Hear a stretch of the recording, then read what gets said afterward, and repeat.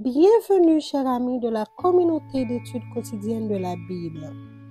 Aujourd'hui, nous allons partager avec vous la méditation quotidienne au féminin tirée du livre Vertueuse écrit par Monica Diaz ce mardi 16 avril 2024 ayant pour titre Une bonne devise pour aujourd'hui.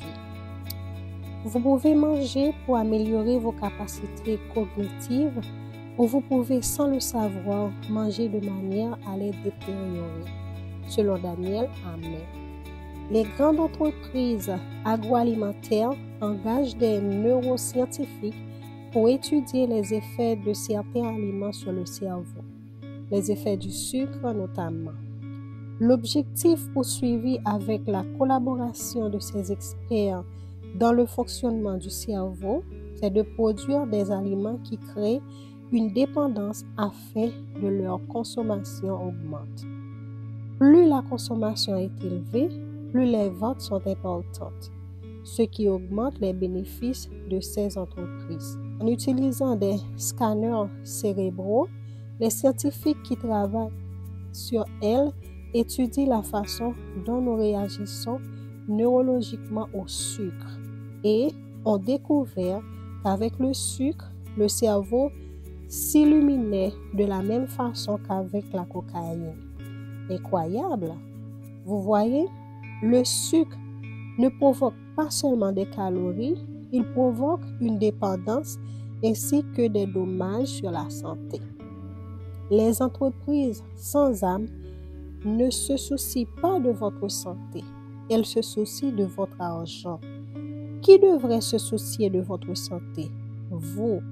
Le Seigneur se préoccupe aussi de vous, car il vous aime d'un amour de père. Quel père ne souffre pas quand il voit son fils malade? Je n'ai pas l'intention aujourd'hui de vous dire d'arrêter de manger du sucre, même si ce serait la décision idéale. Mon intention, c'est de vous aider à prendre conscience de l'importance de prendre soin de vous, tant physiquement que spirituellement. Dieu nous appelle à prendre soin de nous, à l'intérieur comme à l'extérieur, car notre bonne ou mauvaise santé a de nombreux effets sur autrui. Bien sûr, elle a aussi des répercussions sur nous-mêmes, à commencer par notre pratique de la foi. Ellen White a écrit « La vraie tempérance consiste à s'abstenir de tout ce qui est nuisible à la santé et à user avec modération ce qui lui est favorable. » Peu de personnes se rendent bien compte des rapports intimes qui existent entre leur régime alimentaire et leur santé, leur caractère, leur utilité dans ce monde et leur destinée éternelle.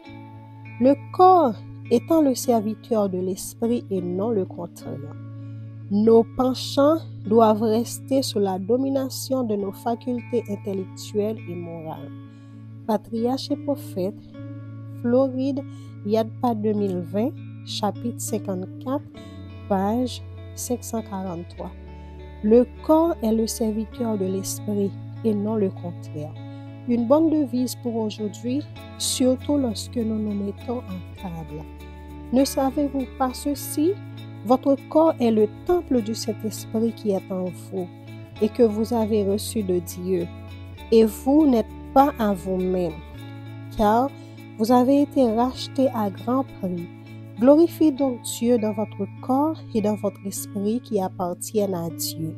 1 Corinthiens 6, le verset 19-20. Nous vous souhaitons une agréable journée. Au revoir.